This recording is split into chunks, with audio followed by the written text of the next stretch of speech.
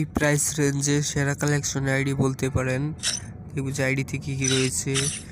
আইডিতে কিন্তু ৬৮ লেভেল, তার সাথে কুবরা বান্ডেল পেয়ে যাবেন। আর আদার্স কালেকশন যেমন এই বান্ডেলটা আছে, এই বান্ডেলটা পেয়ে যাবেন। এই বান্ডেলটা মোটামুটি এই বাজেট প্রাইস রেঞ্জে যা থাকার তা এই আইডিতে পেয়ে যাবেন আপনারা।